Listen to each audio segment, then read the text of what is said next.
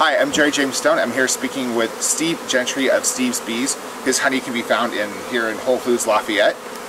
He, as you can tell, he's a backyard bee farmer. He has bees, but these are not bees these are bees that you captured, or that people have captured swarms in the wild, right? That's right. Because this is a little scary, like they're flying around, I'm afraid that one's going to go in my mouth when I'm speaking here. How does one actually capture a swarm? I know it's mysterious, but if you saw it done in the simplest way, in the most straightforward way, it's very, very simple.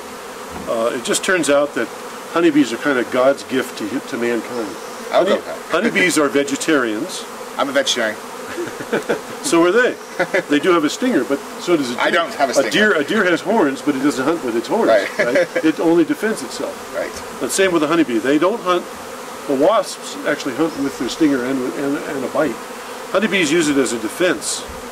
And what's good about honeybees is that if you know how to move around them and move with them, they're actually very gentle. They're vegetarians. They really don't want to sting you. If you get in their way, they'll get in yours. Right in front of their hive, actually, they're very defensive. But here we are, standing right in front of, I'd say, at least 30,000 bees in these 4 hives. So how do you capture these without sort of getting in their way? Well, if you wait later in the afternoon, many bees are out in the field during the day. So if you're going to capture them, you want to get as many as you can.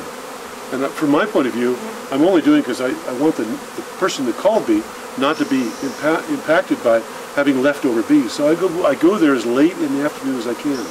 It's 5:45 right now or so. I would wait till the sun is off the hive, off the swarm, and then I would capture those bees. I might leave 100 bees behind. If I went at midnight, I'd capture every bee. And how do you actually capture them? The simplest way that I do it is take a 5-gallon bucket, put it up.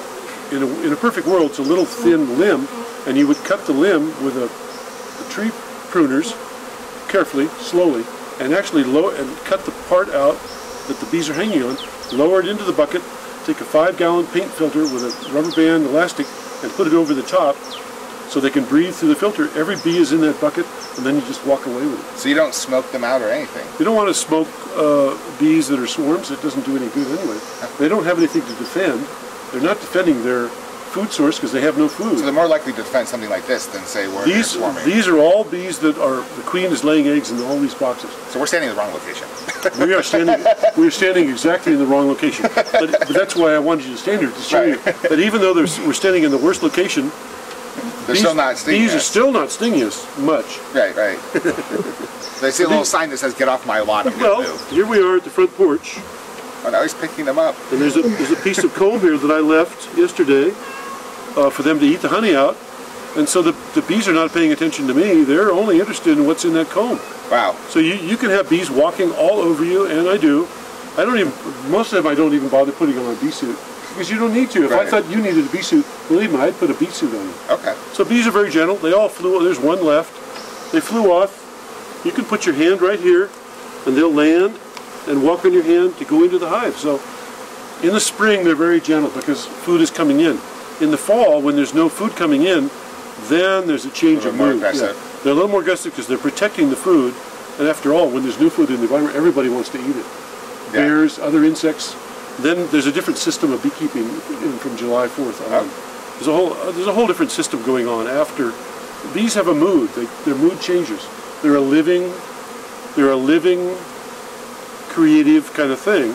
They're not static at all in that box. In the spring they're one thing, in the summer another, in the fall another, and in the winter another.